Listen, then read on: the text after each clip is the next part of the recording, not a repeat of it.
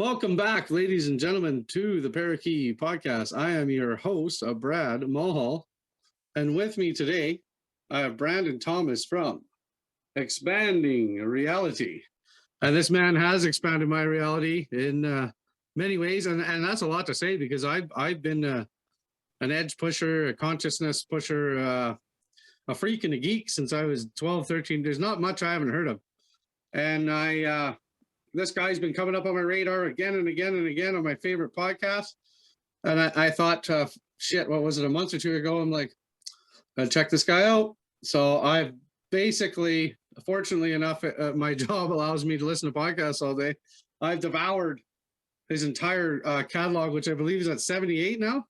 79 came out today. 79. That's insane, dude. That's insane. I forced all that into my head. I mean, that's over 80 hours. You know, how are you not sick of my voice? I don't know. You have the voice of an angel, my dear. Oh, get out of here. Thank you. You have the voice of an angel. You have a real radio voice, I think.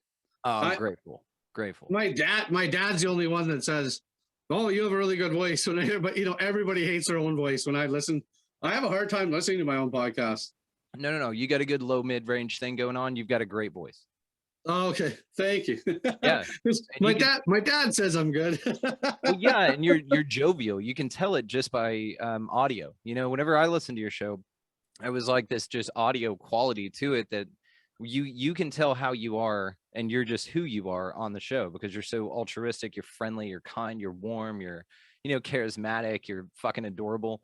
And thanks, it's just great, dude. Just keep doing the damn thing, man. You got the great voice. Keep doing it, man. You're awesome. Thanks, dude. That's what I admire. It's like you and I were just talking about before we started this shit, is that this community to me has just bowled me over, warmed my heart, made me feel so good because so accepting. Like I said, I'm hearing people like you. You're someone I look up to. You've crushed it, man. You started on my birthday this year. And you're 79 episodes in. I'm like, fuck, man. You and Sam Tripoli, Todd too. Todd's killing it, man. That guy's smashing out episodes. He is. And I'm like, fuck. I wish. No. Move at your pace. Don't ever. I had the time. I wish I had the time. Yeah. Now move at your pace, man. It's all good. I have my own reasons for the release schedule that I've committed to this year. So we're almost there. If all goes right, I think I've worked this out right. If I still do 2 a week, every week for the rest of the year, on the last day of the year, December 31st, I will release my 100th episode. That's fucking awesome. I think I'm on trajectory to do that. I'm definitely going to. So with manifestation, having goals like that for manifestation it definitely works out. Like, I think it'll definitely work for you if you got an eye on the prize, right? Absolutely. And it's interesting because it shouldn't really, necessarily be that way because it's been fluid. Things have changed. 1 week, something happened and, things went tits up and I wasn't able to release or whatever, only one episode that week. So it kind of throws the schedule off. And I didn't really predict it to do 100 episodes in a year. I mean, that's silly. I should not have done that. But tough. I wanted to, get the content out there and let you guys all know what expanding reality is all about, Yeah, it's tough. I'm trying to schedule. I work 2 weeks on, 2 weeks off, so I have a full 2 weeks open. Yeah. And then I'll schedule a date with somebody, and I'll be honest, like I've had at one time full-blown anxiety attack, and I was like, nope, fuck it, called it off. I was like, not today. And it's just weird. You don't know what your day's gonna look like 2 weeks from now, and when you're trying to do that. And I think you really got to be in a I like to be anyways in a good and centered place to have these conversations, because this is what it is casual conversations between intellectuals and cool people expressing ideas and stuff like that. And I need to be in a calm, cool place when I do something like that. I will clarify just real quick. You're the intellectual. I'm the intellectual troublemaker. I'm very proud of that title there. So I will wear it honorably. Just, and it's interesting that you have the 2 weeks on, 2 weeks off type of a deal, because it would seem very tricky to get ramped up into that in either cycle, and you're kind of, your story is very interesting because you're a miner. So you're underground for 2 weeks and then you're out of it for 2 weeks, underground for 2 weeks. And that cycle, that like death and rebirth, it's very like metaphoric in your life, and it's this interesting cycle you find yourself in. But I bet you get a lot of time to kind of meditate and reflect while you're down there, because it's got to be kind of heady. I know you're probably pretty used to it because you've done it for so long, but it still has to be a mind fuck, dude. I couldn't do it. You are way braver than I am in that respect, but when you do go down in that, you kind of like then appreciate the 2 weeks that you do have above ground, because it's like, hell yeah, it's fresh air, it's sunshine, it's nature. That's interesting. You live a very interesting existence, man. Yeah, I kind of live like I would say in this modern age, I'm still kind of like maybe like the type of man our grandfathers were or whatever. Like, I don't know, man, I'm the guy that could fix anything, do anything. And that's just on our generation, that's lost, right?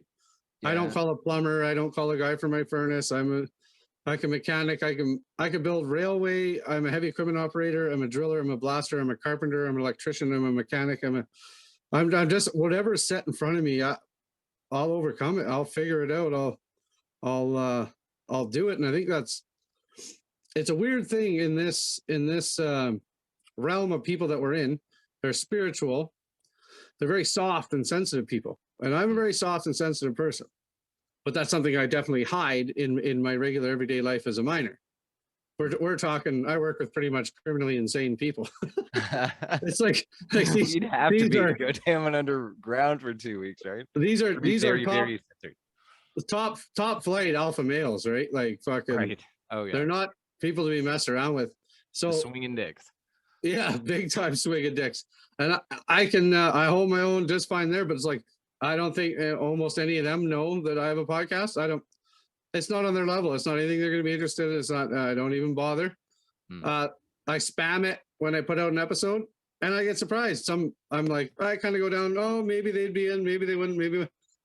And so you'd be surprised what comes back to me. Yeah. These big, tough, macho biker type guys. I thought, oh, I took a chance on them and I sent it to them. Me and my wife have listened to every episode and we love it. And you're like, what? And you're like, I kind of had a feeling, but I didn't know. And like, that's the best part of all this is that like everybody's coming out of the woodwork. Everybody's got a story, whether it be Sasquatch or alien or ghosts or something. We all have way more in common than we don't. And everything's so taboo. And you're going to be like nuts. You're going to be crazy. You're going to be conspiracy theorists or whatever. You talk about this stuff, but once you start opening up, opening your heart and opening your mind and everything and sharing with everybody, I'm finding so many commonalities with so many people coming to me. And it's terrific, man. Like once I open this door to this podcasting world, man, it's just been nothing but love ever since. It's been terrific. Brad, you are a beautiful son of a bitch, man. Just an awesome dude. See, this is why, we were talking a little bit about it before. You're like, whatever about but really about the community, man. And this is why, dude. We gravitate towards badass people, man. And I'm glad you're around because I know you're up there in Vancouver, but if the shit hits the fan with the zombie apocalypse or something like that, make your ass down to Texas because we have plenty of those things that need done down here, and we need a good, skilled, open-minded person to do that. So you're welcome. Soul tribe it up down here if you can get here. Oh, well, that's the thing. I've completely found my soul tribe here. Like I don't feel so alone all day under the ground or when I'm above the ground, or not that I'm surrounded by lowbrow people or anything, but it is very hard to find people that are into the topics that I'm into. And everybody thinks when you bring these topics up that you're sold into them, that you're crazy. Yeah. Well, I'll listen to Flat Earth. I'll listen to Hollow Earth. I'll listen to aliens. I'll listen to QAnon conspiracies. I love entertaining these ideas, and it's sure a lot fucking better than watching Netflix. At the end of the day, this is what turns my gears, turns my cranks at the end of a 12-hour shift underground. I come up and sit in my room at the end of the day. This is the stuff I love to do. You are the type of people I like to listen to. But I think we missed something here. We got to tell the people about you and your podcast. Yeah. And I want to tell them who you are, where you come from. I'm just piling on you. What woke you up? What tell us your story, brother. Yeah, so Brandon Thomas, I'm from Millsap, Texas now, North Texas originally, so that's where I hail from. Spiritual awakening happened when I was 18 in 2001, right when I graduated high school. I moved out of my parents' house 2 days after graduation, and just kind of explored everything. Psychedelics I got into a year before that, in senior in high school. And then the whole 2001 thing happened, and then it was a slippery slope from there. And then I got handed the Conversations with God book by Neil Donald Walsh, and it just blew my mind, the concept of, and I always say it, Neil Donald Walsh is the reason I'm not an atheist. I mean, he opened my mind, because I was over the church, raised in the church and all that stuff, and I was done with that. And so I was very interested in an alternative perspective, and that's what I got. And it made me question everything, which was already happening anyway, but the psychedelics that were expanding my mind into other realms and possibilities, and just literally rewiring my neurons to be in a higher vibrational state. And I credit it for a lot of the perception shift that I had, little character moments and trials and tribulations along the way. Psychedelics was definitely part of that. And so did I do it? I think that's it, right? Did I get them all? Did you nail it? From where I run a show called Expanding Reality. You guys go check it out anywhere. I'll throw you the link to my website, expandingrealitypodcast.com. It'll be in the show notes for sure. Yeah. Oh, thank you, man. I appreciate you. Yeah. It's kind of a hub for everything, so you go check that out. We talk about crazy shit on my show. That's why it's called Expanding Reality. And this selfless plug was not on purpose. It was kind of the first shirt I grabbed when I was running. Surely it was. So there you go. Hey, linked in the website. But yeah, so it's a cool ass show. I mean, that's the thing, and that's why I started it. Was just I did a podcast with my wife and a couple of buddies a 2 years ago, whatever, and it was more like a morning talk show kind of a thing. It was silly. I wanted to talk about like UFOs and Operation High Jump and like Project Blue Book and shit, and it just was lost on everyone in the group. And one of the interesting dynamics to it, I guess, is that both of my friends, one was an atheist, one was a diehard Christian. My wife and I are very spiritual. And so it was all four of us, and we wanted to see, kind of that dynamic as well, but also had a soundboard with like queefs and shit on it.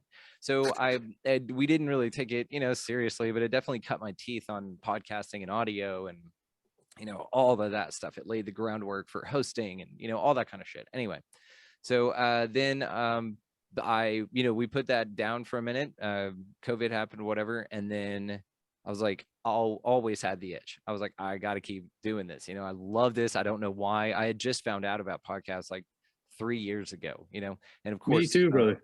Yeah. Sam Tripoli was one. Of course, my brother told me about Tinfoil Hat. And so I started listening to him a few years, like one of the first ones. It was him and Last Podcast on the Left. And the only reason I even know what podcasts are is because of my wife. She was listening to one. We were going to the store one time and I was like, the fuck is this? It's just dudes talking. And it was just totally off my radar. I had no clue podcasts even existed. And so now I do this. It's crazy. Anyway, so when the old one ended, that I always say that that's the caterpillar. This is the butterfly. And so what I'm doing now is exactly what I want to do. It's so much fun. I get to, talk to the people. That whole shelf right there is books that people have sent me that I've interviewed. And it's just the coolest thing. And they're signed, like it's amazing. They come from all over the fucking planet, man, or realm or whatever this is.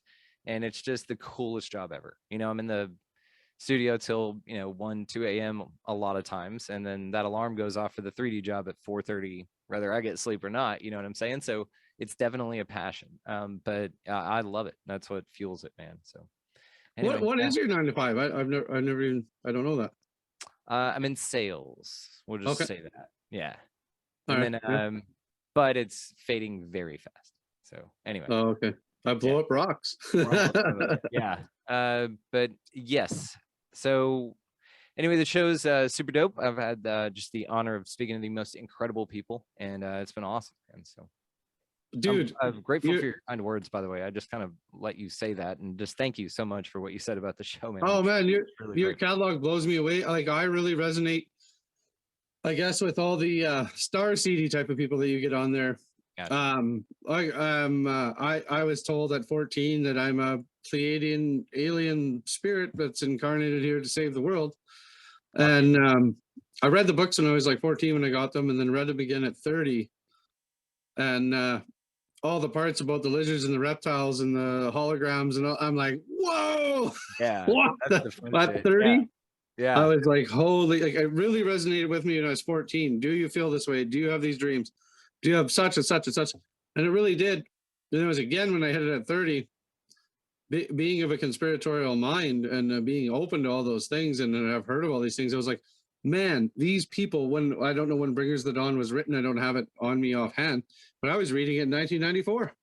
And they were talking about the reptiles and be aware of holographic situations are going to manipulate the world and boom, ba boom, ba boom, ba boom. Yeah, I mean, it's David Icke. You know, David Icke's been saying that for fucking ever. I was it was 2001 was a big wake up. Shortly after 2002, 2003, I had a good group of friends, intellectual coffee shop type guys and girls, and they like 8 Mile came out, and then everybody was an MC, and they were all giving her. But these guys were the greatest. They were rapping truth. They were rapping hardcore David Icke stuff, man. Yeah, they were rapping 9/11 like this, and it was a wave. It was a motion. You really felt like you were a part of something, right? Well, it's crazy. And his like 8-hour, presentations that he would do with that huge screen, and he'd read like the whole damn thing. It's crazy, man. His whole like the moon is, sending radio signals and blocking everything here, and there's lizard people. It's just like They Live. It's basically just like a John Carpenter movie. And that there's kind of like a film over the whole place that you can't detect these people that are lizard fucking people that are out here running shit and influence and stuff, but that veil is lifting, so that's a lot of fun. But I love the David Icke stuff. It's super fun. Oh, I one of my favorites. So one of my top. Yeah. And to me, I guess where I'm getting at my wisdom and my age of just what do you want? Red pill, black pill, all the way down. I've been to the end of the internet, spending all this time in these camps. And what I've come to realize is that we do create our reality, right? There you go. So what do you want to feed your head, right? Yeah. Right? What do you want to feed your head? But that's to a point, because there is still a mass hallucination that we're all participating in. And you got to be aware of these lizard people or just the elite or whoever is pushing and pulling. We don't make ourselves consciously aware. But then again, I think there's psyops upon psyops. Oh, yeah. that could be just my paranoid mind. You know what I mean? It's like you can't get caught up in these things. I think you need to. You got to be responsible and be aware of these things that are happening. You got to be responsible for yourself, and I think that's making yourself happy and healthy. And then I guess all a guy can do, or a girl or whatever, is make yourself good, make your home good, and then try to get involved in local politics. I mean, you just get bent out of shape trying to go any farther than that, really. Like, I mean, I don't even think voting or any of those things matter. Like, they're selected, not elected, and it's a heartbreaking situation that you can get really bent out of shape over, I think. And I just try not to. The most positive thing I could do is be projecting love and positive energy and helping people. I mean, and that's what I try to do. But it's hard to relate to people when you are people like me or you that have a head full of fucking. Just think of the shit we know, right? And the shit that I can't articulate that I feel like I know, that's it's totally difficult to relate to people, right? I don't find that to be true for me. And the only reason I say that is because I'm exposed to a lot of people all the time. Unlike you, my job makes me, I'm in it. I'm talking to people constantly. I'm moving around. I'm doing all kinds of stuff. So I'm very social. And I have been just my whole life. So I'm very extroverted, right? So I get a chance to find interesting people all over the place. Now, the other part that I've been really playing with lately that's been a lot of fun is spotting NPCs. And it's this idea of this non-playing characters in the simulation and stuff like that. I actually had lunch with one not too long ago, and it was really interesting. It's somebody I know, or I've known for a while, but off and on. And she's part of who I work with and stuff like that. And it was just an interesting conversation to where there was just two different worlds, but I saw it. Like it's like in the Matrix, and you can see the code or whatever. That's what it felt like. It was just this really interesting interaction. It was, I don't know, there's no substance to it. There's no anything, but like you said, when we have conversations like this all the time, it's very hard to kind of get ramped up to bullshit, small talk, you know what I mean?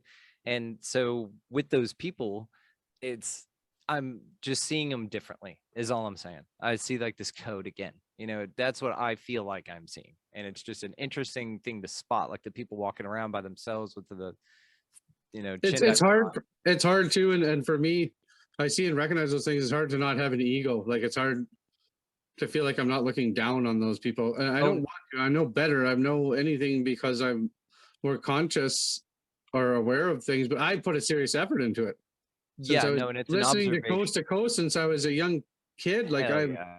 been Yeah. devouring books. Every, I put an effort into it. I've taken a personal responsibility towards knowledge of everything I could get my hands on. Yeah. Every kind of science, archaeology, anthropology, astrology, every religion, theology. Like I just don't. I've never been able to quench my curious mind. Mm, that's great. It's been an unsolved, and I don't particularly understand people that aren't on that path. I have a hard time relating to them. And then again, like I said, my heart goes out to this community because I mean, I get to talk to awesome people like you every day. Like, and that's my number one motive. That's all I want to do is this. If anything ever comes of the podcast or anything, I don't care. My son is like, you need a Patreon. You need this. You need merchandising. You need like, he's a businessman. I'm like, man, I'm only 6-7 episodes in. Let's build a little content for these people, and then Yeah. we'll start considering that. In the end of the day, I get to talk to awesome people, and it makes me feel connected deeply, and that is the most important thing to me, man. Like, I don't feel so fucking alone when I get to talk to people like you. Well, honestly, dude, I already said it, but you're a fucking treasure. So really, it's an honor for me to get to talk to you. I mean, this is how I feel about it. You're Don't a make me blush. badass, dude.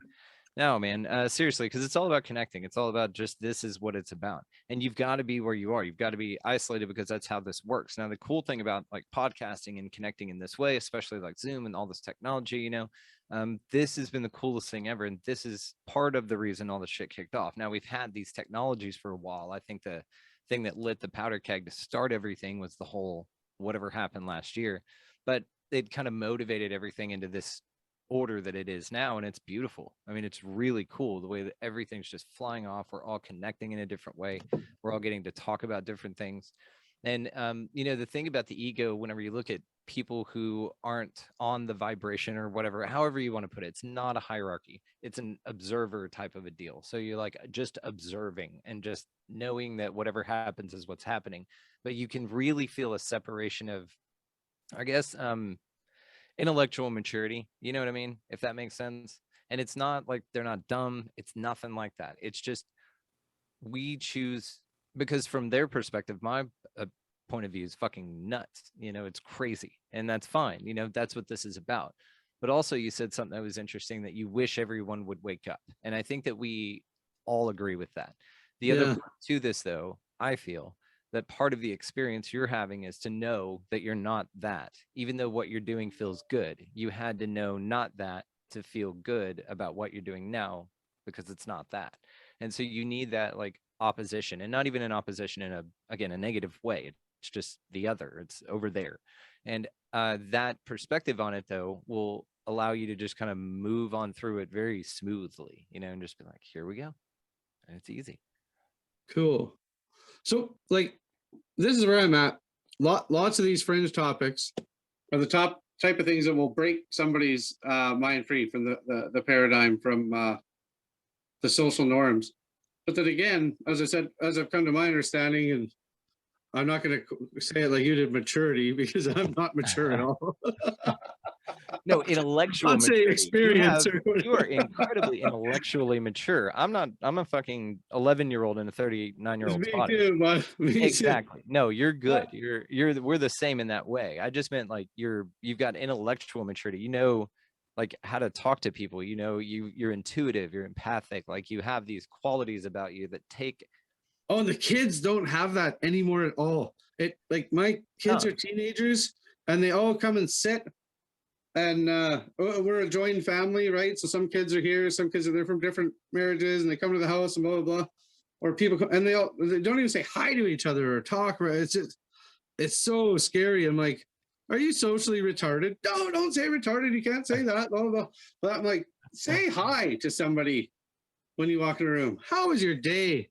Yeah. What's going on in your life? Oh, these kids they're just full of anxiety, and fear and stuck in their own little iPhone, iMessage, whatever world, and they're not experiencing life and having visceral experiences and doing things and achieving goals and gaining confidence and all these things. But as a dad, it's so hard. Like if you try to push, then you're a fucking prick, and they'll go the complete opposite way.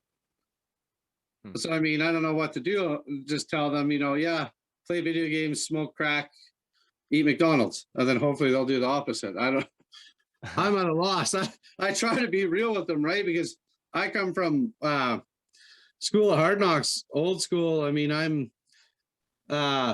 paid by the foot at what I do. It's a job that 9 out of 10 men can't hack. This and that. I'm harder than a coffin nail at the same time as that I am a soft, empathic person. And I view most people in my day-to-day life when I'm not mining as a bunch of fucking whining babies. Like, all right, I want you to pause right here. Everything you just said, I want you to listen back to this in a minute. To this comment, that's what she said. Okay. Just go back and listen to everything you just said. Added, that's what she said. It's a chick referring to her job. Okay. That's just perfect. It all worked perfectly. It's like when you sync up the Wizard of Oz with Dark Side of the Moon. That was little thing you just went to there. And it's awesome. And you're right. It's and this model is, I think, done. And I've said this a lot on the show, and especially a lot lately. This whole, trading your time for money and shit, we're done with that. That's over. It might be in some form different here in a little bit, but I think this whole system is fucking changing. And then when you couple that with looking at it from the perspective that it's a spiritual war, and now it's just so overt and out in the open that it just puts a different spin on it. So now that the stakes are a little bit higher, from that perspective, but it also adds a better angle to it, because I think that calling it like a spiritual war in the spiritual community, people like us bond together a lot stronger than if you just told people that an asteroid was going to hit. You know what I mean? They would all freak the fuck out, every man for himself, all that good shit. This community, podcasters especially, of course, but spiritual people, people at least open-minded enough to question and think for themselves and participate in critical thinking, those are the ones that appreciate it. Well, there's something happening, like you, Todd, and Amy, and whatever, like these are something happened. I heard Amy on Tinfoil Hat, which is one of my favorites. And then the other shout I'd have to give out to is Grime America. Which I love those guys so much. And something triggered me when I heard her thing. And I think that was the same thing with you, right? Like I heard her say that, and I've lived a strange life of strange and paranormal experiences. And I heard her call out, and I was like, it was such a weird thing. I'm like, what the hell? I'm going to call her. I'm going to go in her. What? Like this, it was the last thing, if you consider from December till now, that I'd be sitting in this place talking to you, doing this. And this is the best, most fruitful, giving, loving ebb and flow of everything that I've ever come to. And it was all because of one spark, but I don't know if you want to call it. I always like that. Not that I want to call myself Elohim or an angel or anything, but the 144,000, it really feels like it's really happening. It really feels like we're fucking firing the grid.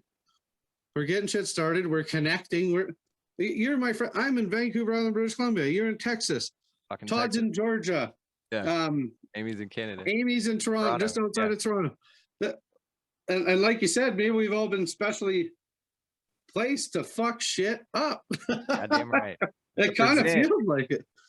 Well, it does. And what's interesting is, I'll come across people, and to what you said about not thinking earlier on when you were talking about not thinking that the guys, because of their persona, because of that, the way that they interact and everything like that at your job, you don't think that they would be interested in a show like yours or discussing ideas like that.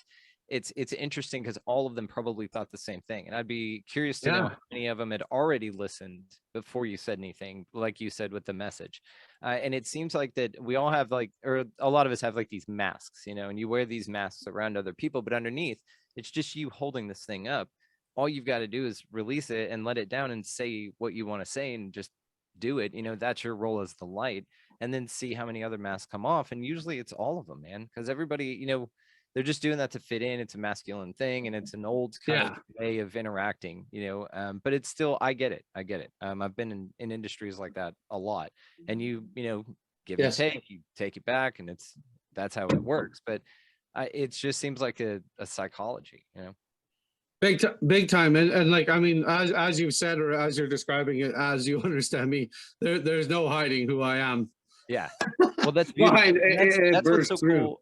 That's so cool about what you said about the kids too, because they need that. Obviously, if no other adults around you have taken up the baton on at least being warm and reminding them that life's not so serious, and to laugh and be jovial and be kind to people, but not, seeking a reward to do so, just to not be a cunt, kind of a thing.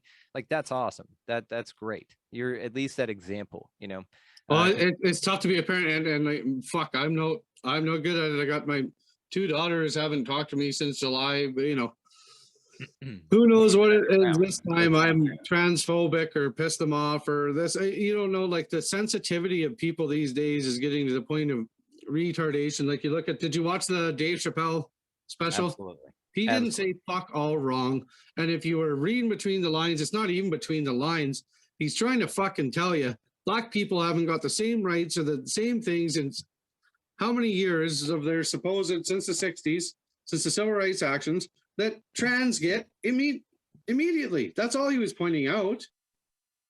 He really went for it on that one, and he made some incredible points. And he called it the closer. One of the smartest. I mean, he said, "We're going for it. We're going all in." He's repeated it several times. Dave Chappelle's the best. He is the greatest. I've got, top comedians. I count on one hand. He's on it at the top. I mean, he is one of the most intelligent, one of the most articulate, one of the most creative, one of the most energetic. His personality, the way he articulates his style, his thought patterns, his reasoning, his philosophy. The drop, the everything. I mean, just absolutely brilliant. I thought it was well named. I thought he did a great job, and I thought he made his point. Oh man, and the one thing that was, I don't know if you want to call it vindication. This is my maturity level. Vindication against my 16-year-old daughter. My 16-year-old daughter, she's brilliant, kind, caring, but she is so social justice and going with all that stuff all the time. And everybody's transgendering, all of her friends and all this sort of thing. And that's fine. It each their own and this and that. But I try to explain to her that it's statistically impossible that 10 people in her class will be doing that. And I kind of think it's a go along to get along fad, and how dare you, and how this and that. And I'm like, just don't take hormones until you're an adult, because they are at child levels, and it's their right and this, that. And I've been arguing with her for years. Another thing with me, hope it doesn't get me banned or whatever. I'm sure you can tell I'm a fucking cartoon character all the time. I'm never off. I'm always being a voice. I'm always playing a character. I'm super silly. And I'll play that redneck racist bastard. And, in a given situation, if I could see a comical thing, and I may say a word or two that you're not supposed to, but it's in character, and my kids will freak.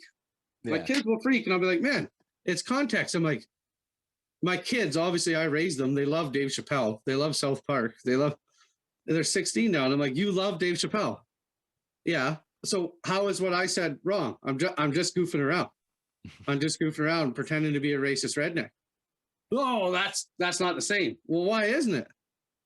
Why, you know what I mean? And what's happened with him in the last month has been my vindication, because he has always been the example I've used to my children, that it's intention and it's context and it's stuff like that. You know what I mean? When you're joking around or having fun with people, like I said, I work in a very macho world. If a guy's fat, you're going to bung he's fat. If he's Chinese, you're going to say racial Chinese things. If he's Italian, he's this or that. It's all brotherly love. Nobody's actually racist or mean or bad or whatever. And people say that's toxic masculinity and pecking order. I don't know. I don't see anybody with any hurt feelings or anything going on where I am. I see a really good brotherhood and a thing that works, The world's just gone mad as far as it is getting more interesting. Yes, I have noticed that it is getting more interesting. Let me ask you a question. What is the craziest thing you've found underground? In What regards? Like in the mine? Like, have you guys uncovered something dope like pottery or bones or like a Nothing. Oh man, I've fantasized every day for 16 years that I'm gonna find Megatron or something, or yeah, a chip or something cool. Just really cool crystals yeah. and quartz and really amazing mineralization and structures and stuff. And it's definitely something that the regular folks would never get to see. Do you get to keep that stuff? I won't comment. Okay, deal. Then I won't ask. Have you ever found like any old You're any not supposed upas? to. I understand. Have you ever found upas? Do you know what those are? Out of place No, objects. what's that? Out of place objects.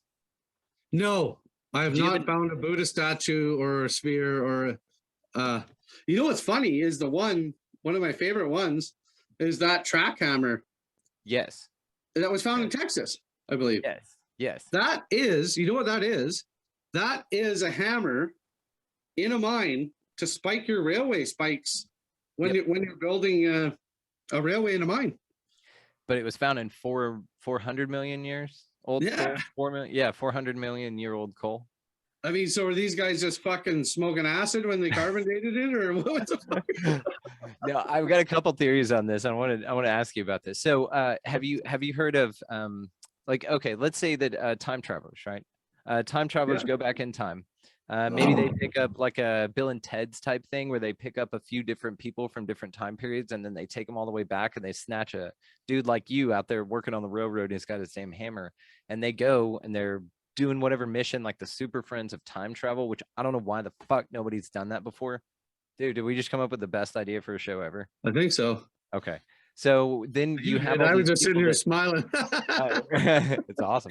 And then you have all these things or whatever, but they go back there, okay, and then the dude's like, he gets back to his own time and he's looking around, he's like, where's my hammer? And then boom, it was in fucking Texas, millions of years in the future, because they were from the future, went to the past. Okay, I got an excellent fucking story for you, and you just sparked it. So I've worked, I think, 2 separate times in this very small, and I want you to look this up, Braylorne. It's called Bralorne.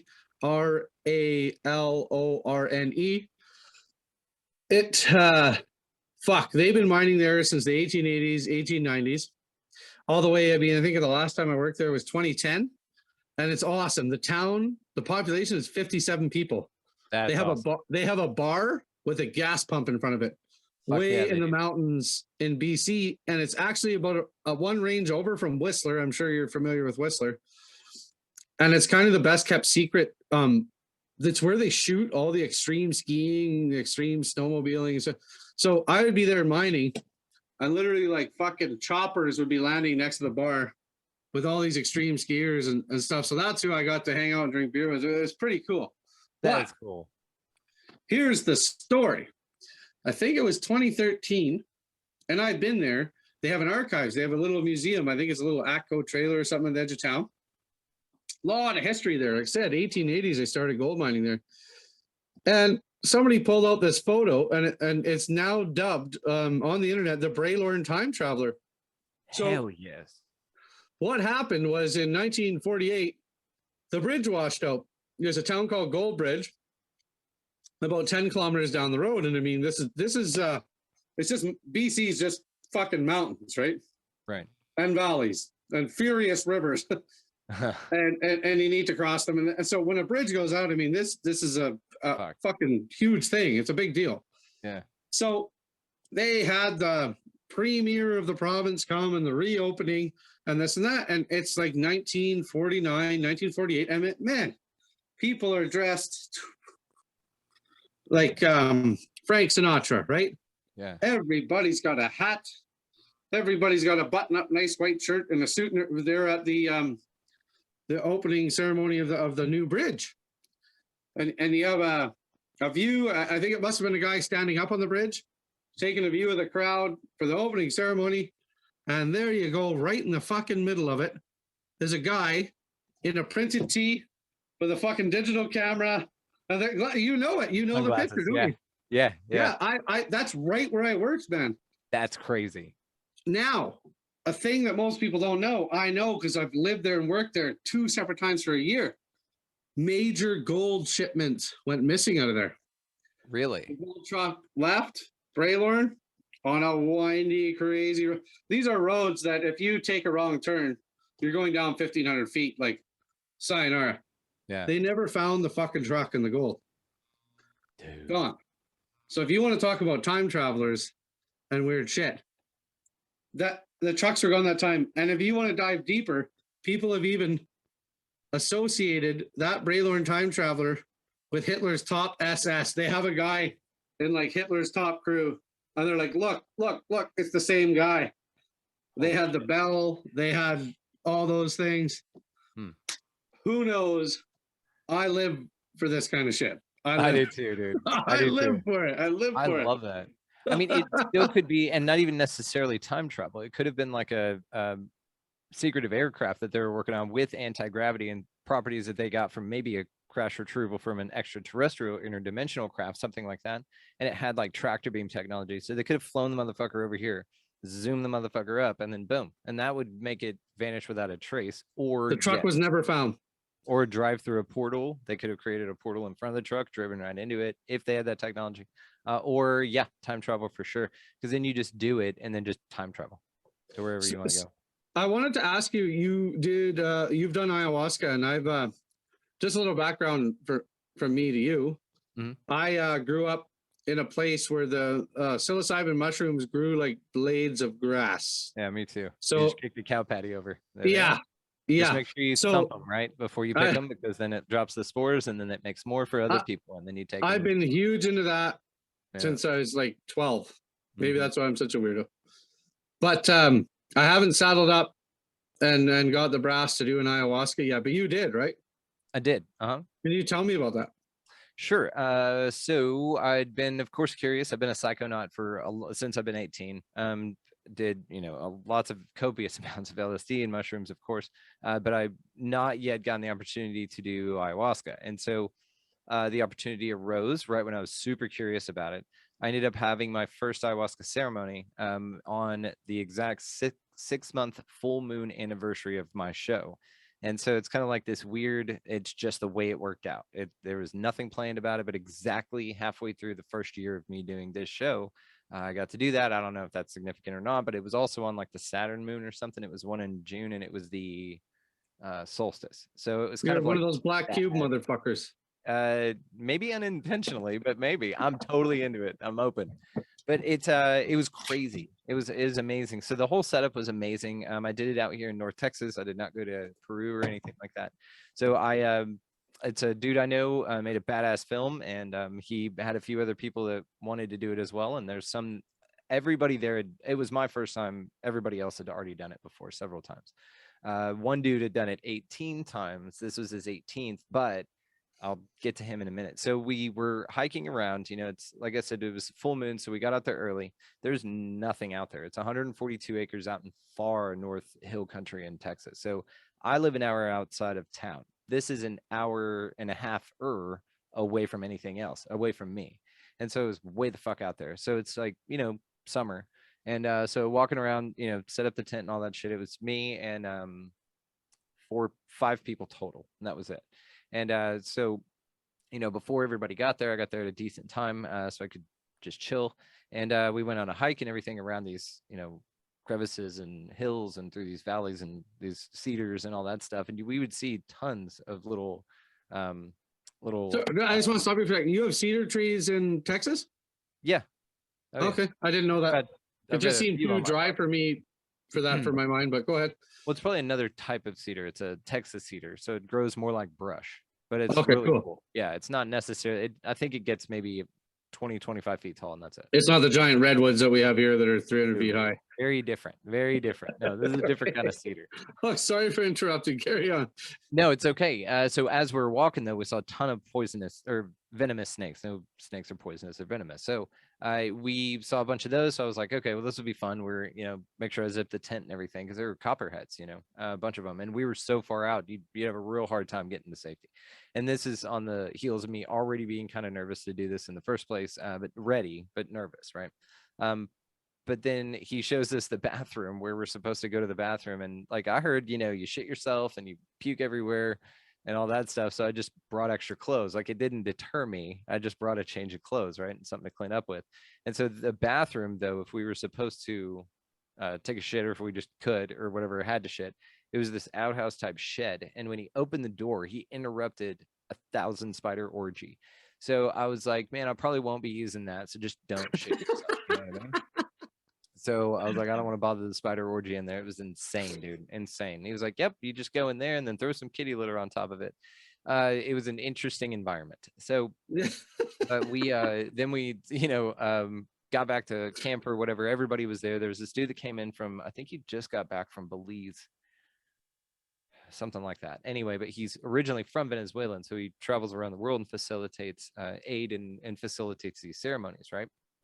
And so we lit the fire. We were hanging out. We wanted to do this right at 11, I think 11, right when the moon was rising exactly where he wanted it. And it was really cool. It was worth it, to do that, to do it in this way. Because the whole thing about ayahuasca, man, it's a ceremony. It's a process. It's an intention.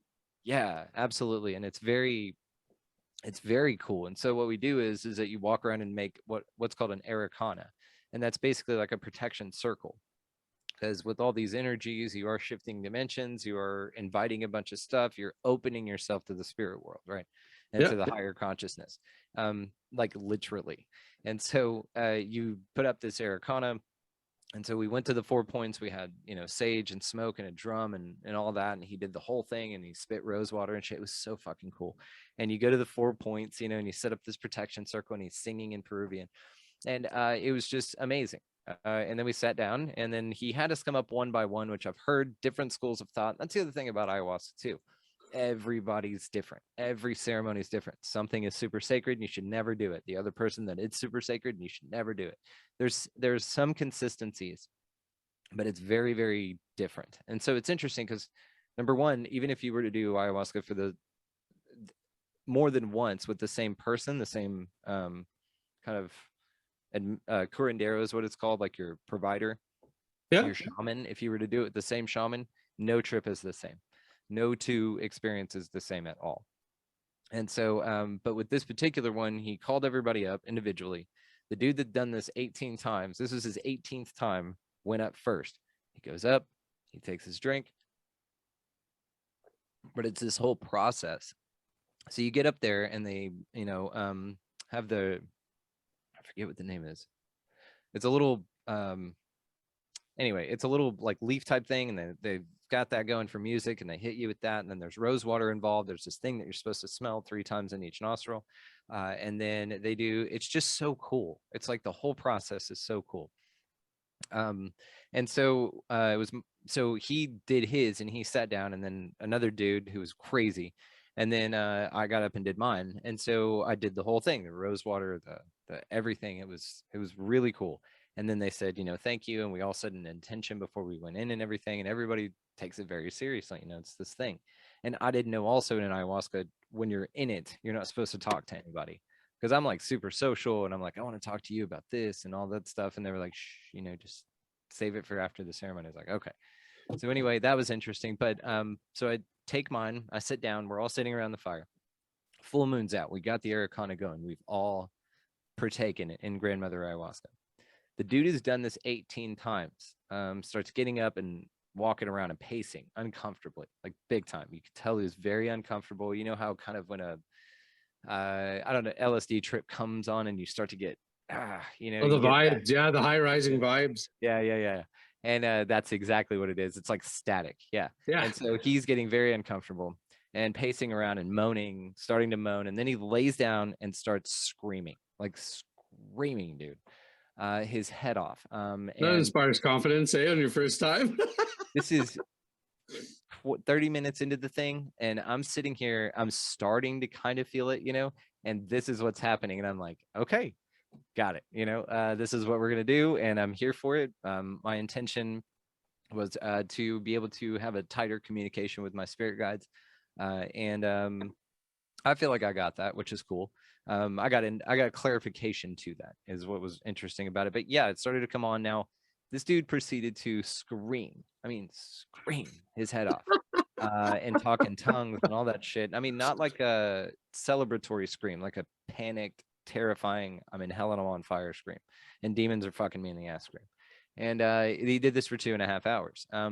Wow. So, but optimistic ass me was like, well, remember we went for a hike and we saw all those fucking venomous snakes everywhere. A lot of snakes hunt at night, right? And so, no, I was like, well, at least no snakes will be around here. You know what I mean? So, and there weren't, because he screamed them all away. He was screaming so loud, no snakes would come around. So it was great. It was crazy. He, people would stand up. The visuals were insane. I mean, absolutely insane. People would stand up. A cloak would fall over them from nowhere. It would just materialize out of them. They would be sand at that point. Stand up 15 feet tall. And as they walked past me, they got smaller and smaller because the sand was being distributed behind them in little amounts every step they took. Beautiful. It's like shadow things going on. And then up in the crevices of the trees, every branch where they crossed and intermingled against the lighter sky, because of the full moon, those were different portals. Every single little gap you can see in a forest, between trees, all of that was little portals with entities looking down at me.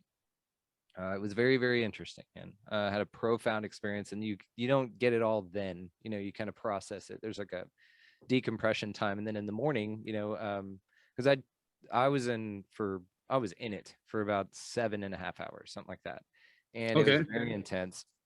How long is the purging process of that 7? So I don't know if it's because I kind of have an open perception to this stuff. I don't know why I wasn't as negatively physically affected. I didn't have a bunch to purge. I purged one time, 6 hours into it. So, I mean, it's a little uncomfortable. No, but I mean, also, is it like, well, did I get it all, or did I not take enough, or did, you know what I mean? I don't. I mean, you live on a farm, right? So I'm thinking you're eating healthy. You probably don't smoke cigarettes. You're probably not like, that's a lot of what it is, as well as emotional, spiritual, whatever kind of bag. It's a purging of everything all the way around. So maybe you just got a pretty clean slate. I think I just deal with my shit. I think I just kind of have found a really nice way of analyzing and processing it, and just not letting it become a negative part of my story. I've just gotten really, really good at that. And it's, it started a long time ago, but the easiest way to do it is just to fucking tend the garden you got, live what you got and what you can do around you. Don't compare yourself to other people, don't be a cunt. That's a really nice one. And I think that that's really honestly about it. Don't be a cunt. I love that. Yeah, that's it. I think that should be. I work with lots of international people, and it's funny like how offensive it is to say cunt around women in Canada anyways.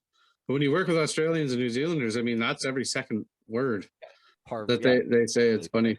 I really want to try ayahuasca.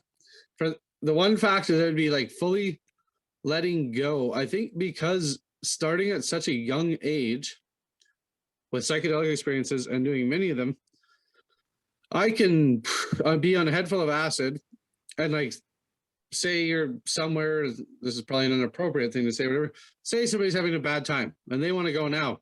I can be like, I'm fine. Okay, let's drive and go. Like I can snap myself right out of a head full of acid, out of will and just sure will and ignorance, and drive a car, which is probably not the smartest thing to say on a podcast.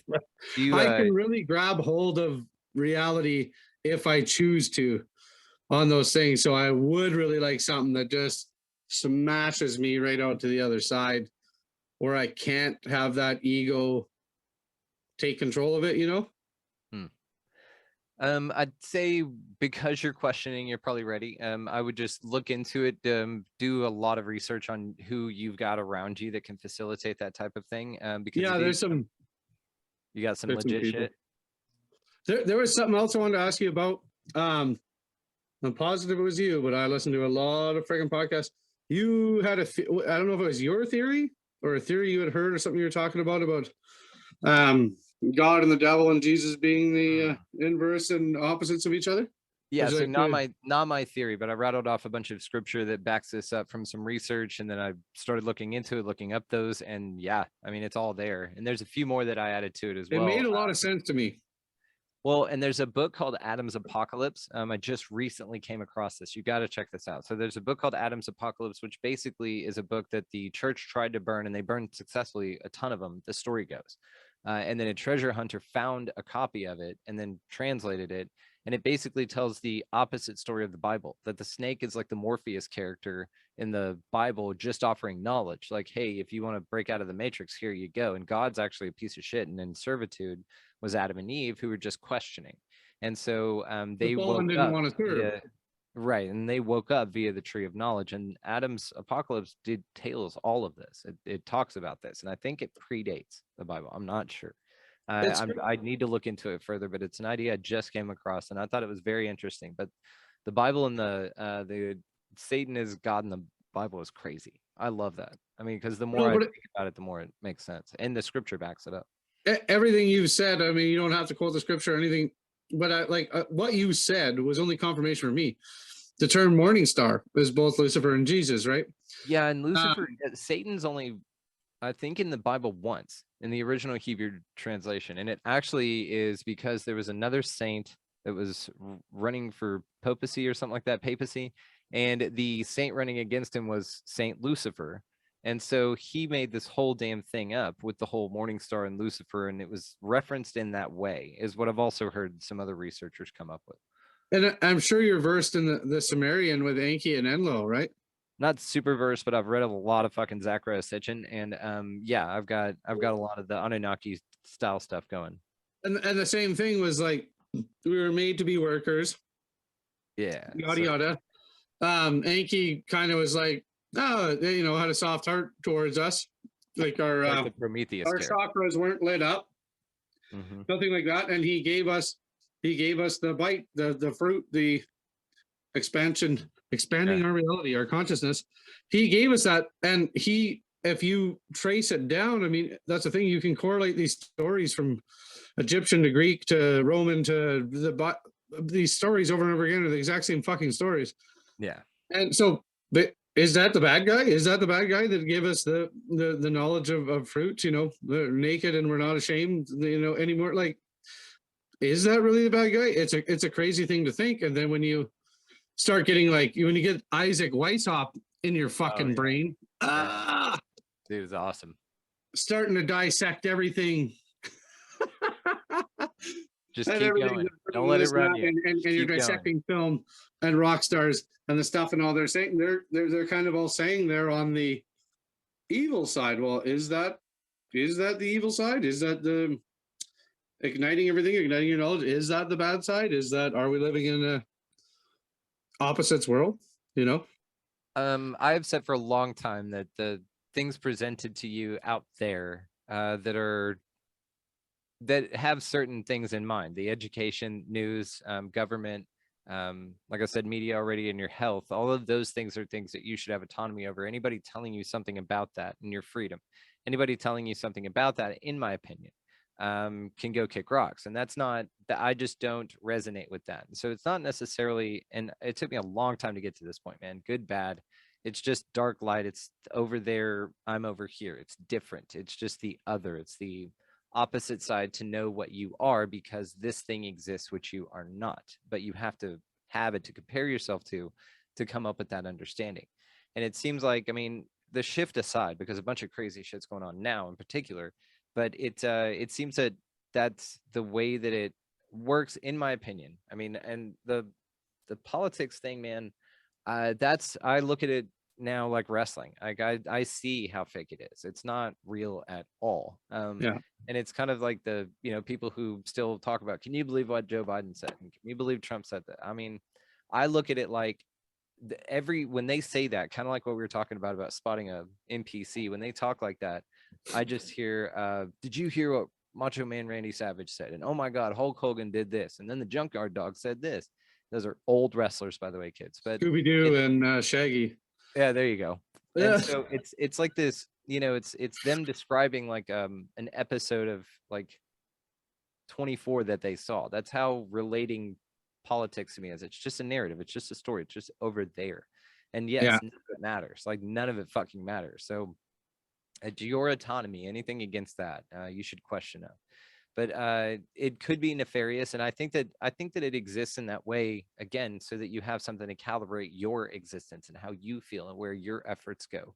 Because if that is something that you want to change, what you do is you start on your level, which is where it ends. I'm like way more leaning to the idea that everything going on here ends with your feelings about it, the way you react to it. So this whole thing about like this, everything going on, whatever, you can take on that fear or you don't. It literally is like that. And when you stop paying attention to it, it goes away. It's just not there anymore. It doesn't affect you. It's like, you know what? I'm going to compare this to a haunted house. Okay. You're Sam Tripoli. Do what? Did he do this? Sam Tripoli's making that analogy all the time. That this whole place is a haunted house and things just run up and scare you. Yeah. Dude, I've never. That's okay. Well, I haven't Seriously, heard it. no. That's what it feels like. He keeps saying I'm glad that. he did. The last few months, he keeps saying it all the time. I'm pretty sure we just live in a haunted house. There, okay. Jumping on it, yeah. And that's it. I'm not trying to bust your balls, brother. That's what it feels like. It feels like somebody jumping in and just makes a lot. And then you go, all right, fuck off, and then they fuck off. Yes, it'll. And there are some people that want to run out of that haunted house and not have fuck all to do with it. They're like, nope, I'm done. Turn the lights on. I'm over this. There's some that cry and scream. There's some that punch. Like I've gone with my brothers. My brother will hit me. I'm like, what are you doing? He just gets scared.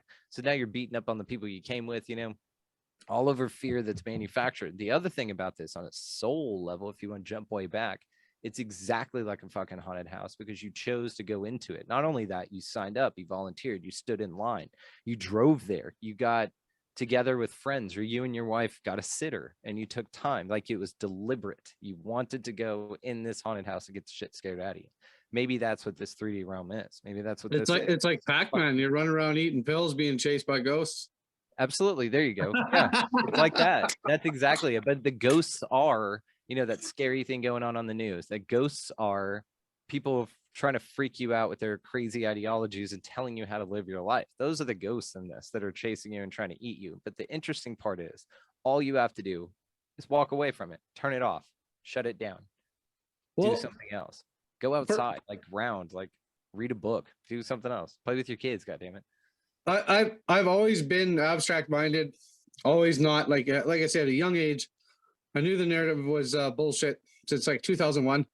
And when it comes to fear and what fear has to do in your life, I have to give a lot of homage and a lot of praise to the career that I do of mining and making me like it is a really inherently dangerous job. Yeah. And you're facing fear every day, and you're going to let that fear rule over you, or you're going to conquer it. And you just come to a place like, man, it is so distinct when you're working with people that are new or afraid or this, your mind, and I've said this before in other podcasts, I don't know if it's all the quartz crystal that we're surrounded by and stuff like that, if it amplifies the energy or something, but man, it is, I find that environment so much more fifth dimensional. I mean, I hit flow states down there while I'm working that are like shit. I've never even grabbing shit behind my back. You know what I mean? Like Jedi like things because it's such routine. But I've really realized conquering fear, facing it, and how to apply that to the rest of my life. And it's made me feel very, I won't say invincible, but definitely very confident. That I really realize how that works in any situation. Like I've been around, say you're in a bar or something and there's a bad dude and he's about to do something. And I just say, no, you're not doing that. And this is not because I know not to be afraid and to be assertive and to take responsibility for my reality, grab hold of my reality, force myself and make that's what's happening. No, what you're doing is not happening. This is what's happening. Because I've faced death so many times on a daily basis that you learn to assert or not let it get to you. And fear, like I love Dune and all those things. Fear is the mind killer. Fear is the small death. And like I just live by that. And it's really helped me in my life to achieve goals, to do things. So to do this, like I said, we were talking just before we came on, this makes me I'm a big 6'2", 230-pound Viking. There's not much I'm afraid of. I start shaking 20 minutes before I'm going to come on a call with you. Dude, I still get nervous as fuck before every single show. I was nervous before this. What are you talking about? It takes me like, I don't know, a good few little bit, to get going here, but you're great. You just hopped right on. You're good. That's part of it, though. It should excite you. That's what nerves are. Nerves are you wanting to make sure that you push all the right buttons and that you hit fucking record. It's that you turned your phone off, that you killed your AC, all that kind of stuff. It's you wanting to make the guests feel welcome. It's you. All of that shit. I get nervous every fucking time. Do you, know enough? Are you going to say something fucking dumb, I get it, Oh, yeah. I was on a tilt when I was with Miguel Connor, which is somebody like man, that guy's so fucking much smarter and like such an awesome person to have other. And I was drunk when I was talking to him. I was like, oh God, it turned out all right in the end, but there's no rules in podcasting. I wanted to ask you though, like, do you have if I smoke too much pot or if I eat pot, I cannot eat pot. Okay. That fourth dimensional instantaneous thought reality just unfolds like crazy on me. I got to be careful. Like I like to smoke a bit of pot all day long. Like a joint would last me like all day. Take 2 puffs, put it out. Take 2 puffs. I just like to be relaxed, not right baked out of my head. If I get way too stoned, I don't know what that is. Schizophrenia or whatever. But like, fourth dimensional instantaneous thought reality shit starts happening to me. Have you ever had any crazy shit like that happen to you? When I used to smoke, then it used to, I mean, I just smoked like crazy, but I mean, definitely LSD, man, and mushrooms for sure. Mushrooms I still enjoy. So that definitely is a altering experience, but I'm very intentional with it. I maybe do them 2-3 times a year, and that's it. I know it's not often. The wife, ceremonious in your approach. A little bit. Honestly, it's at the time. To be dead set honest, I've got this whole, again, I'm doing this crazy recording schedule, this plus a 60-hour a week kind of commitment with an hour commute in, hour commute back. We have the animals out here. We've got a lot of stuff going on. And how many acres you got? 12. I got 2 on Vancouver Island, and we're like kind of like we're in between 2 towns. Yeah, that's badass. 10 minutes outside either one. Yeah, that's cool. It's nice. Yeah. Get a little ground under you. It's nice. It's I'm right there. I'm at the ocean in 2 minutes. I could be I was out ATV and quadding all day today at the tops of the mountains and everything. I'm an outdoors type of person. Texas always fascinates me, the expanse of it. Oh yeah. Yeah. Do you guys, so your 1 hour commute is to a decent sized town or? Fort Worth, a major city in Texas. Fort Worth. Yeah. Okay. We live about an hour outside of town, depending on traffic. So Fort Worth is like, what's the population of that? At least I don't know. It's a lot. It's big. Yeah, it's Dallas and then Fort Worth. They're like yeah. So it's like those are like 30 minutes away from each other. So and what do you find like people out in your rural areas?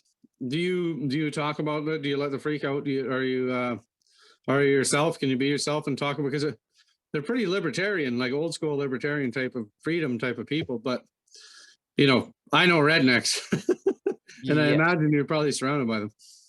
Indeed, like you, we are spread out as well, and so we just don't have these conversations. We lead as examples. My neighbors and I get along great. We grow stuff that they don't. They grow stuff. We swap. They give me egg cartons to fill them up before they got eggs, and before they got chickens. Now they have chickens, so now we just kind of have this whole thing going on, and it's an awesome thing.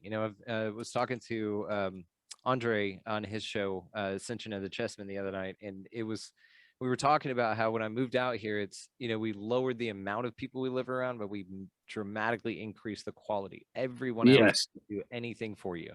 And we just keep to ourselves, it's just kind of, okay, we're out here, we wave to each other, we say hi, but, we pass, on the 2-lane roads and stuff out here, but see him out mowing, I'm mowing, we wave or whatever. And it's a badass way to live, man. I mean, it's amazing. I wouldn't ever go back to the city. I live in Comox on Vancouver Island now, but I grew up in a town about 55 miles east of Vancouver, a town of 500, where my grandfather owned the general store, and it's a Dutch dairy farming community.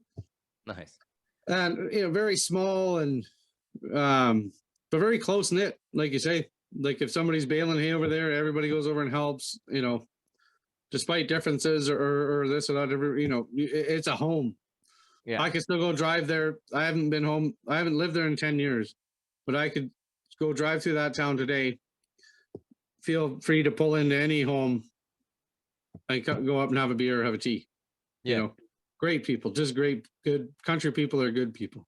Yeah, they're just honest, man. We work for everything out here. Nothing easy and nothing's close. So you're on your own. If you need something, you figure it out. And like you said, you're jack of all trades. I've kind of got this innovative mind from living out here. There are just things that I have made work that I should not have been able to, or any other person would be like, fuck that. I've fixed things. I've made bolts for batteries out here for the mower when one broke. I just cut one and made it and did wing nut thing. That's my absolute favorite. Like, being a miner, I mean, I've done every style. Sometimes we're mining there's nothing straight around. up. Sometimes we're mining straight down. Sometimes we're mining across. Sometimes it's a road with rubber tire machines. Sometimes it's train tracks. But at the bottom of the line, at the end of the day, every day, I get paid by the foot. And there's no fucking excuse. And we get paid very well. But you will, as long as you progress your blast, your 8 feet, your 10 feet every day, only doctors make as much money as we do. Nice. But there's no excuse. They don't give a fuck if the train broke down. They don't give a shit if this happened, if that happened. It's all up to you. And you will see how ingenuitive you will become if it's going to cost you $500 that day. Exactly. Yeah. You are MacGyvering. Oh, yeah. It may be the man I am, because if you don't get this done by 5 o'clock, yep, you're only making half of what you're only getting your wage. You're not getting your footage. You're losing $500. Yeah. If you don't get it done. And I think most, it's not fair with a lot of jobs, but I really think it would motivate some fucking people on their jobs to do a lot better if you were paid by the foot or paid by production or paid. And I understand that's not a model that's going to work with everything, right? I mean, you might work at a restaurant or shit that people hardly come to, and it doesn't matter what your effort or whatever is, it's not going to work. But man, it highly motivates people and brings out excellence in people. That's awesome. It's a really cool deal. Have you heard of the frogs that are in rocks down there? What's that? Have you heard those stories of the miners that are down in mines breaking, and then the big old rock, and they'll break the rock open and a live frog jumps out of it? Have you ever heard that? I know. Check it out. There's a bunch of them, which is crazy. A live frog. Live frog will hop out of in the middle of like a rock and just hop out of it. I would shit my pants. I know. This is what I'm saying. That's why I asked if you'd seen anything crazy down there. But yeah. But those stories, do Google that shit. Check it out. Well, I think I forgot. Like the craziest thing I could tell you, which it's not that crazy, but like I was at a mine called Cantong, which is one of the leaders in the world for producing tungsten. So it's in the Northwest Territories in Canada, and I was a young man of 26, maybe. This is a huge mine. It kind of goes in at the side of the mountain. And the mine goes down deep into the mountain, and it goes up towards the top of the mountain. Tunnels, everything. They're like cities, right? That's crazy. So this particular day, I was way at the top by myself, and I was. It's called a scoop, so it's a low profile, and you sit sideways and you load trucks with it. So you're scooping all the rocks out and you're loading trucks. So we are fucking 8 kilometers from the main spot, like that's how big this mine is, right? Jesus. 8 kilometers of tunnels to where I am.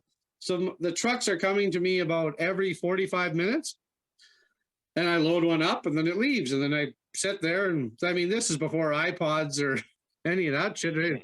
I used to bring books with me or stare at the wall. I think actually at that mine, I read the whole Dune series at this particular time. And the only thing beyond me is a dead end. I'm loading trucks here.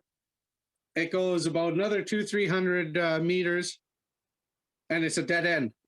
So I load this truck up, and the truck leaves, and then I see a light up there. And I'm like, what the fuck? Who's up there? And I drive my loader up there.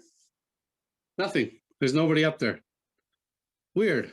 Like I'm back down. I load the next truck. I see a light up there again. So now I turn all my lights off, everything. My cap light, make sure there's no reflection, no nothing. And I could see lights up there. And I'm like, come on now. So I drive up there. Nothing. Nothing up there. You know, that's. Was there like a reflective rock down there or anything? Or were they like, Oh, there's all kinds of stuff, but I had killed all lights. Like there's no, besides your cap lamp or your light, your headlights of your vehicle, there's no lights, right? You're miles down. Like there's no. They're not running lights down there. Damn. There's no lights up on the roof or nothing. She's dark. You're just down there. Oh yeah, miles down. Are you by yourself? A lot of the time, yeah. Most places, like I work some places where, yeah, I'm 8 kilometers away from anybody, like down 2,700 feet, and then 8 kilometers out here, and working all by yourself. And it's a funny thing, if you turn all the machines off and sit there quiet and turn your lights off, it's just the earth working and moving, and because you've made holes in it, it's adjusting. But it creaks and it groans, and it sounds like people whispering, or it sounds like babies crying, or it sounds like, oh man, you better be right with yourself in the head if you want. Oh my God. It could be a creepy scenario. So, and you gotta have control over your fear. I'm telling you that much. Jesus. So you do this and then you go home every night? Or do no. Do you sleep underground for 2 weeks? No. Oh, okay. I'm really fortunate right now. I've worked everywhere in Canada, every province and territory. Right now, I'm fortunate enough to be working 150 kilometers from my home. So I go there for 14 days and I do 14 12-hour shifts. But I mean, you come up from underground, you shower, and you stay in like ATCO trailers. There's a kitchen and there's a gym and there's a rec hall with a pool table, and it's actually in the Strathcona Provincial Park. If you want to look that up, it's one of the most beautiful sought after places. I mean, people from Germany and Japan and the States save their whole life to get to come to see this area. So it's a pretty fortunate place to get to go. Like my swimming hole 1 kilometer out of my bunkhouse is called Myra Falls, and it's like I've been scrolling on Facebook, and they're like top 5 swimming holes in the world, and they show these amazing places in the Philippines, this and that. And the place 1 kilometer out of my doorstep is on that top 5 in the world. Like what's it called? Myra Falls, Vancouver Island. Yeah, you got to YouTube that and look at some of the drone shots that people do and stuff, man. It's pretty mind blowing. I will. That's cool. Well, what do you say, brother? I think most of your shows are only an hour, and I think we've gone on longer than that, but not that I regret it. No, man, it's been a breathe. This is great. It flew by. Yeah. This is awesome. This is wonderful, dude. You're a badass. Oh, fuck, man. I really take it as a compliment. It hits me right in my heart. I thoroughly enjoy every one of your shows. You've kept me company on my long hours down, stuck there under the ground all the time. I'm sitting there. So you think of that when you're thinking of your show. Now you're keeping me company way down there. I mean, honestly, it's so touching. Like I don't think I've ever gotten a compliment like that. Like it's honestly moved me, man. Thank you, because I just picture you down there like fucking alone, and you know, and then you turn all your lights off or something like that. You've got creepy, crazy shit testing your, psychology the entire time. Like that's crazy to me. And then you listen to my show. I mean, that's honestly the biggest compliment. Thank you. I'm great. It helps my ADD. It makes me listening to you, listening to Sam, Duncan Trussell, Grimerica, Amy, Todd. It helps my like ADD. Good. It's like I'm tuning. My mind is with you. I'm sitting with you right now, but then I'm doing my job, and then. I think it leaves me to be instinctual 100% towards what I'm doing. Yeah. You know what I mean? Yeah. I'm not thinking. I'm not thinking. I'm one. It's weird to say that I'm 100% in the moment because I'm not. I'm with you. I'm with What's you. I'm with subconscious Amy. I'm with versus Todd. conscious? So your Yeah. subconscious actions are doing the work, the labor that Yeah. your body's, just used And to doing. It's muscle memory. it puts me in a wizard-like state. That's Like, awesome. no, nobody gets done as much as I get done. I'm like one of the best. I I believe it. hammer it out and people can't even touch me because I do this weird disconnect with my intellectual friends and I I'm like it. there with them in that conversation. My mind is captivated. And then, yeah, like I said, everything is just instinctual beyond that. It's awesome. And like I said, I can't say it enough. This community and everything is just, it means the world to me. It's incredible. Well, you're in the community, so you're part of this. So You guys are stuck you've with been me. incredible to us, huh? I got your personal phone number now. Yeah. That's for you. Don't be the reason I I'd be got pulling changed you the damn crying thing. here. Don't give it to everybody. All right, brother. Don't hang up. I'm gonna wind her up here. Thank you so much for coming on, and I want everybody to check out Brandon's podcast, Expanding Reality. Man, I mean, I don't know if you can expand your reality as much as I've expanded mine, but give her a whirl. This guy's gonna blow your hair back. Have a good night, ladies and gentlemen.